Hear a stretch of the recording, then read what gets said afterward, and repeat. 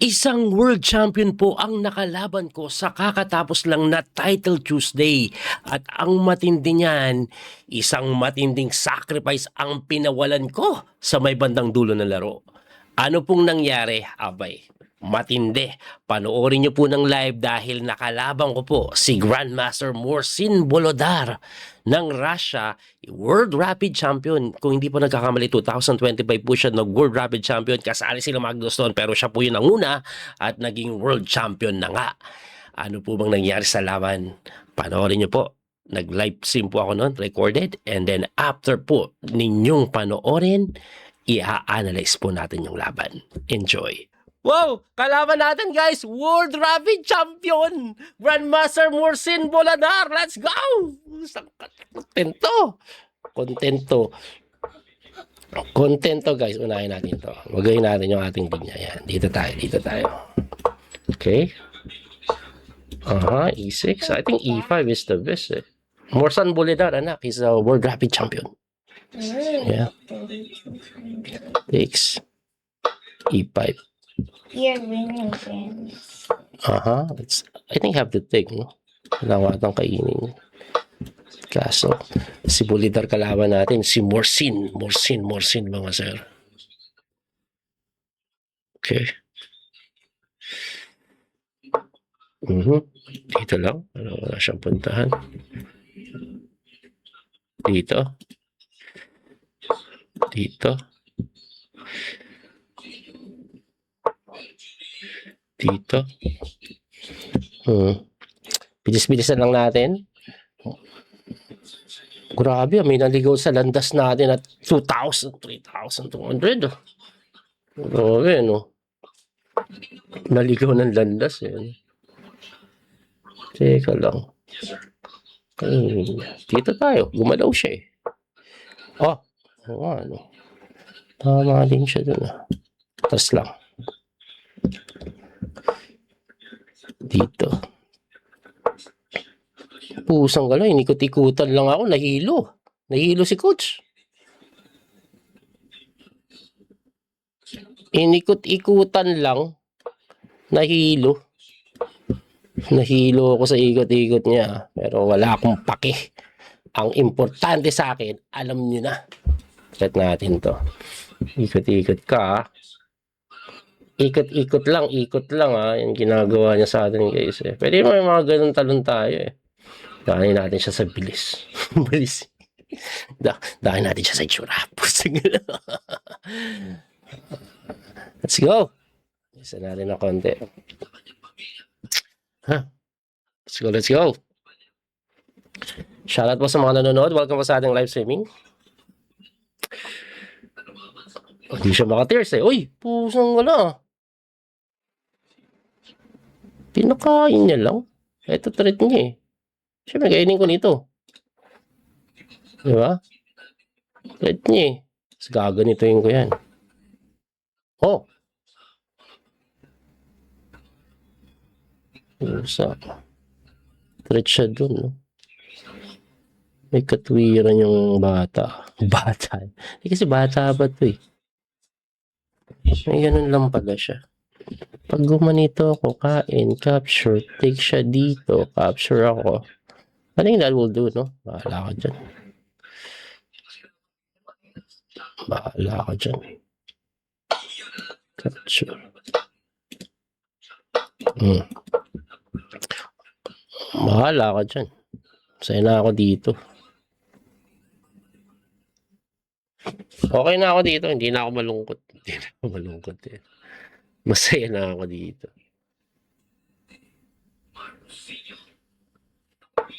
Pusang wala. May kinakot. Dito tayo. I know. But the rook is hanging if I do that, no? Ito muna. Just may all many pawns eh.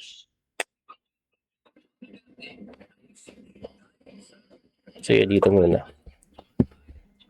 So, ito na yung laro.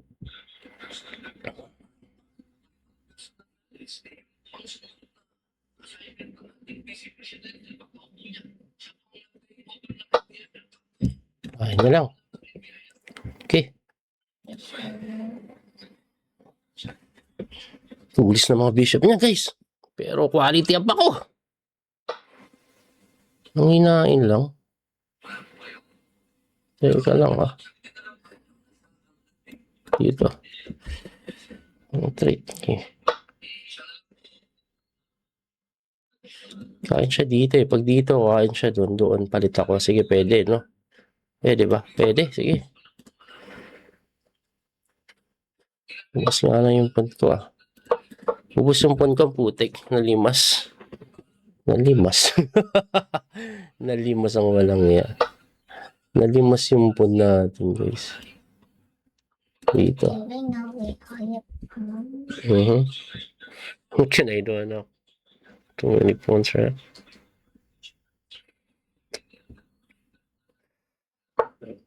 Okay, goes here. Some major plan. Takes here. Let's see. What's going on? What's going on?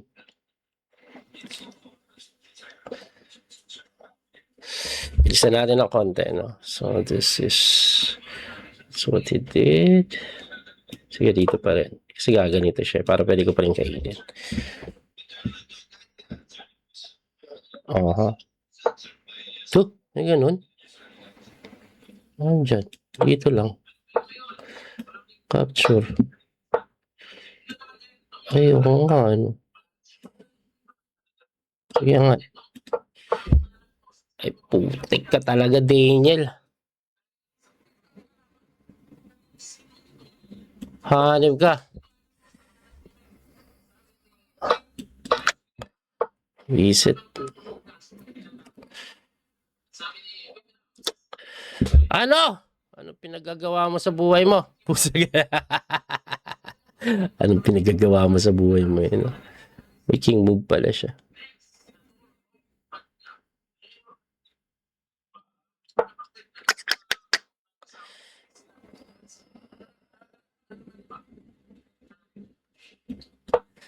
Ayun. Limas na.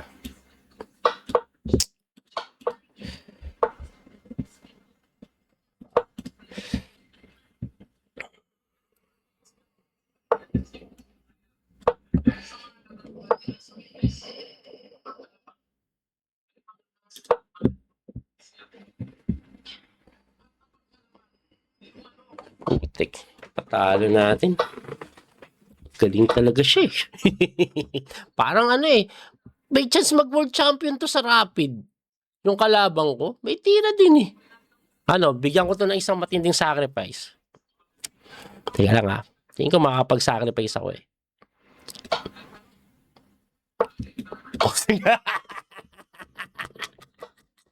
Sabay resign na. Reset talaga. Nakita nyo yung sacrifice sa resign ko sa bandang huli. Anyway, kalokohan na lang yon. Pero tingnan po natin yung nangyari sa simula, no? Kasi ang tinira niya po Knight F3 na tinirahan ko ng D5 and eventually napunta po sa tinatawag nilang King's Indian attack yan. Ayan, no? King's Indian attack yan eh. So, Kia po yan, ang mga idea, mga ganun na nga eh. Ang ginawa niya po is nag-Knight F6 ako tapos Knight D2, nag-E6 ako tapos nag-E5. And after E5, nag-Bishop C5 ako. Pagka Bishop C5 ko, nag-Queen to E1. Ganyan talaga yung Kia. Pumupunta lang dito, ang idea niyan magtutulak. Hindi po kasi makatulak siya nung una dahil may capture ako nakapin. Diba? Kaya umiiwas sa pin. Ngayon, pagka Queen to E1 niya, itutulak mo na, kinapture ko na. At pagka pawn takes, in-E5 ko para hindi siya makatulak. And after E5, nag-H3 po siya, kinapture ko, takes, and then nag-castling ako. According po sa engine evaluation, this is very close to equal. No, may konting kalamangan yung puti pero tingin ko dahil po yun sa kanyang pair of bishop pero very close to equal. Kung papansin niyo mabilis kami pareho tumiro. Kasi nga po, walang increment. Ang time control po nito, 5 minutes. Walang dagdag. So, 16 minutes na gas ko. Sa kanya naman po ay 11 seconds. Seconds pala, saka 16 minutes tuloy. Anyway, pagka-castling, nag-Queen to E2. Yan talaga yan. Ilalagay yung reyna doon. And then nag-queen to e7 naman ako na sinagot niya po ng h4 agresibong aatake na tinirahan ko lang po ng h6. Kasi yung mga possible pin later on or mga talon doon, akin pong iniwasan. Anyway, pagkatira ko po ng h6, siya po ay nag-bishop h3. Yung pala, yung isa sa temang gusto niya makuha. Yung bishop kasi walang ginagawa dyan dahil bad. No? Naharang kasi ng pawn. Kaya dito siya dadaan para medyo aktibo, umatake. Ako naman po, nag-group f to d8 lang, na sinagot niya ng king move lang. At pagka king move, ako po ay nag-knight lang umikot. Nararamdaman ko yung plano niya, gusto niya po atang tulakan ako dito. Kaya ako po inikot ito dito para mailagay ko po dito. Or if not dito, tapos pwede ako mag-knight sa may d4. Yan po yung aking nakikita eh. Anyway, ang ginawa niya po is nag-A5 lang. So pagka A5 or A4, ako nag-A5. Okay? Pinigilan ko yung forward ng pawn niya. Saka ayoko din later on yung mga ganitong idea. Kaya in-A5 ko na para wala ng B4. Pagka A5 ko naman, nag-knight lang siya umikot doon. Nasinagot ko ng knight to E6. Ayun. Kaya po siya question mark. Kasi, ibalik ko lang po kung yung knight po kasi nandito, hindi po makatalon ito dahil malilibre yung pawn. At dahil ginalaw niya, malaya akong nakatalon knight to E6. And according po sa engine evaluation, very equal yung laban. Tingnan nyo, halos even na even, no? Pagdating naman sa oras, dikit na dikit. Hindi pa ako time pressure. So, looking good ito for my side. Anyway, pagka knight to E6 ko, nag C3. Napakaganda ng C3. Pine-prevent niya po yung talon. Ang lakas sa kabayo pag nakatalon eh. At pagkatira niya po ng C3, immediately inatras ko yung bishop sa B6. Ngayon, huwag kayong magtaka, coach, bakit mo inatras yan? Para saan yan? Later on po kasi yung knight na ito tatalon dito to hit that pawn. Kaya ako po linagay dito para pag ginawa niya yon dito ako lilipat para madepensahan ko. Bakit hindi ka na lang, coach, pagtalon sa pumunta dito? Baka kainin niya, magkakaroon siya ng pair of bishop po. Sakit na mga bishop. Ang tutulis. Kaya po ang ginawa ko, nag-bishop to B7, B6 ako na inatake niya na nga. And then umatras po yung bishop ko sa may C7. And after bishop to C7, bumalik na yung kabayo niya. Ganda ng ikot. Dito siya pupunta. Pero sabi ko naman, hindi lang ikaw ang marunong magpaikot-ikot ng kabayo.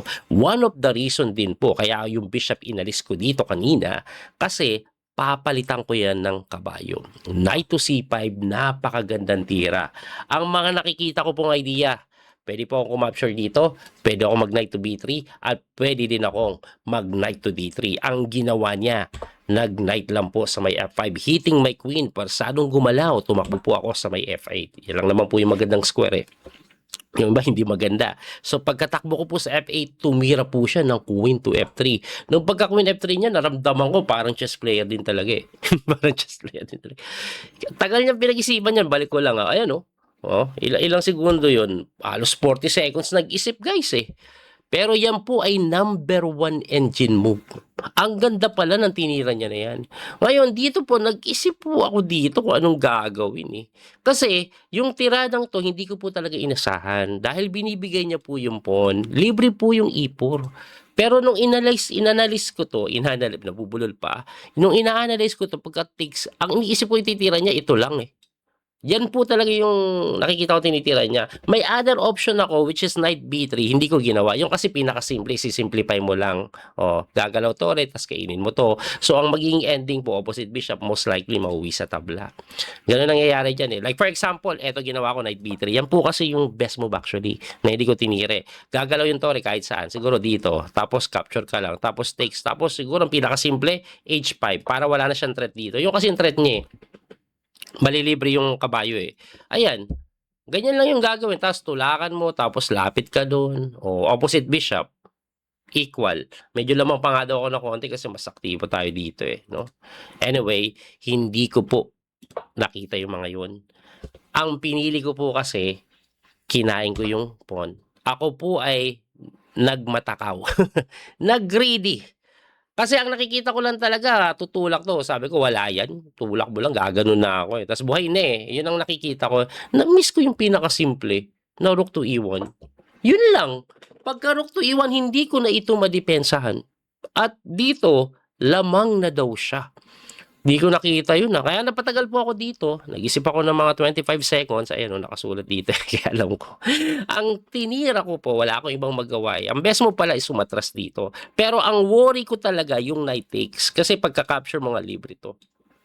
So, ang ginawa ko po, nag-night to dito. Medyo pareho din naman na idea. Basically, I'm trying to hit the queen. Gusto ko i-takes niya yan.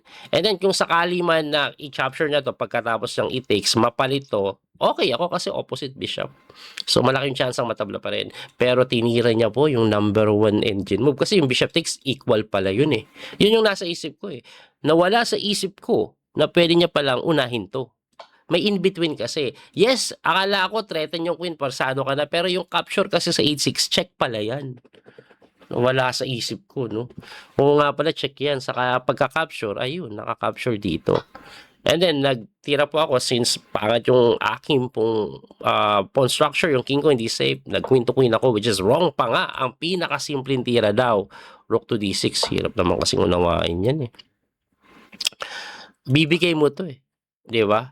Pero okay lang daw yan kasi may napakagandang tirang hindi mo maiisip. Lalo na pag blitz. Grabe po ito oh. Boom. Pakain lang yung kabayo. What's the big difference? Atakado po yung tore by the way ha. So pagka takes mo, may check sa pool. Hindi ko na maisip yun. Ang ginawa ko, queen to queen agad eh. At pagka queen to queen, nag queen to e7 and then sabi ko, wala. Mahirap pa.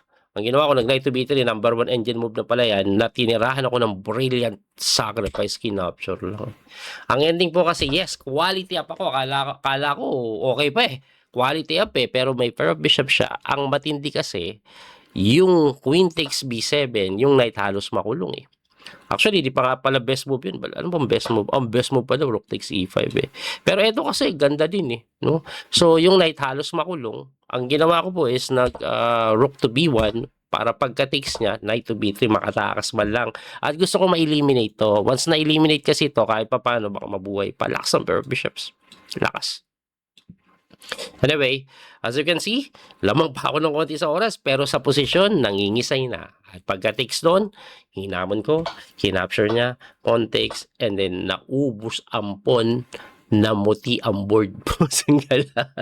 Quality up ako, pero dami niyang pawn sandamukal. Anyway, hinamon ko yan, iniwas niya, pumasok, kumakounter sa pawn. Ayan nangyari, inatake. Nagbaterya, inatake na naman. Gamanon ako, umatras, tapos tinikman ko eh. Kaso may napakagandang boom with the idea of discovery check. Di ba? O, kaso, pagka king move ko, kala ko makakaligtas pa. Bam! Napin. At dyan na po ako halos mag-resign. Pero syempre, hindi tayo mag-resign hanggang di natin nagagawa yung ating paboritong lumabong pa no? Ano? Sacrifice. Sabay resign. Ang sakit-sakit.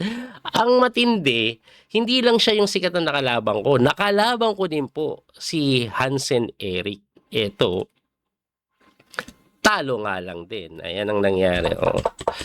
Nakatikim din siya ng isang matinding sacrifice sabay resign. Ito, okay pa ako position ko. Lamang ako, mabilis akong tumira, lamang sa oras. Okay, tama pala yung ginawa ko diyan. Dito na ako nag-alangan eh. Kasi inempasan capture ko, which is wrong pala. Kala ko kasi kailangan kong buksan, may ganito. It turns out, ang best move pala dito, itakbo mo lang yung reyna. Pero mukha kasing kailangan mong capturein para makalabas yung bishop. Ito, mali din yung rook. Persado na pala to. Ganun. Actually, during live, sabi ko, dapat pala yung ginawa ko. Tapos atras, tapos pressure to. Medyo okay pa. Equal daw. Anyway, nagkamali eh. Ayan, oh. Tapos, ang matindi, nagblunder ako dito. Grabe yung blunder ko. Ayan, oh. Oh, kasi ang nangyari, 2 pieces, 2 rooks for a queen. Ganyan nangyari, oh. Pero dito, grabe, blunder to. Minamadali ko kasi masyado eh. Oh, gumanon, dumipensa. Gumanon, oh, pinenepen. Ayan, nagkakaikot-ikotan lang, oh. Pero equal daw po at ano, close to equal. Ayan, oh, umiikot-ikot lang. Oh, 'di ba? Gumanon, dumipensa. Dapat pala ang tamang depensa doon ito. Ito. Anyway, gumanon, ganon. Gumanon, bumasok at tingnan niyo yung blunder na ginawa ko. Sacrifice na naman. Sabay resign. Wale. Oh, wala. ubos.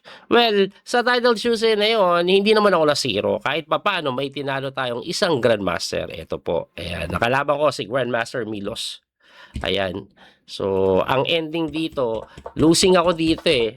At first, parang okay naman yung position ko. Actually, naganda ako sa position ko, pero bumigay eventually. Ayan, ayan, medyo equal. Okay. Ayan, lamang na ako. Knight F5, yes. So, nag-win ako dun, no? Yun. Lamang na, winning na. Pagka-queen B4, nag-block ako, which is blunder. Masyado akong minadali. King move lang pala. Kasi actually, natakot po ako pag ganun, mapipin. Saka gusto ko kasing makapag C5. Pero, pagka ganun pala, may knight talon lang eh. Yun lang, di ko nakita yun. Nakulong yung knight. Kulong yung knight, oh. Kulong. Kulong yung knight. Pero, ang ending kasi, walang increment ito, nagkapanikan. Tingnan nyo yung blunder na gagawin niya. Walang time eh. Ako nanggugulo lang eh. Hinapture ko. Chumek, pusang gala. Siyempre, sabi niya, endgame na to, Brad. Hinarang niya, yun, ang isay. 10 seconds na lang siya dyan. And then, nabuhay pa. Actually, dito, tinry ko na lang siya talunin sa time. Winning to, pero, ayan, winning to eh. So, all I have to do is move the king. Pero, with 1.7 seconds, pre-move ko lahat yan eh. Sa live stream, pre-move ko yan eh. Ayun, natalo siya sa time. So, ang ending, hindi naman tayo nabokya sa Grandmaster. Naka-score naman po tayo. At sino bang nag-champion? Ito po, Ayun. Ang nag-champion po, si Madsudlo. Pragnananda second, third si Karu, fifth si Hans Mokniman. Ayan. Si Wesley naglaro, pero nagkalat si Wesley. Daming talo ni Wes. Maraming malakas sa kasali. Asan na si Wesley? Daniel Lumob, nandyan din. Ayun si Wesley, pang 43. So, ako malayo ako eh. Huwag nyo nang tingnan. Natalo pa ako last round. Anyway, yan po ang nangyari sa ating Title Tuesday. Pagpasensya nyo na, wala akong masyadong video kasi busy po ako sa pagtuturo dahil marami akong hinabol na turo dahil nga naglaro ako sa Vietnam. And not just that, yung anak ko kasing babae, seryoso siya sa pag-chess ngayon. So, lahat ng tournament nilalaroan niya, lagi niya akong kasama. And bukas nga po, sa Sunday, nasa labas kami dahil maglalaro siya ng torneo. So, ako kasi, mas focus ako sa anak ko ngayon eh. Sa kanya ako nakatuto kasi mas gusto kong bata pa siya eh. Ako kasi matanda na eh. Siya talaga mas may future kaysa sa tatay niya.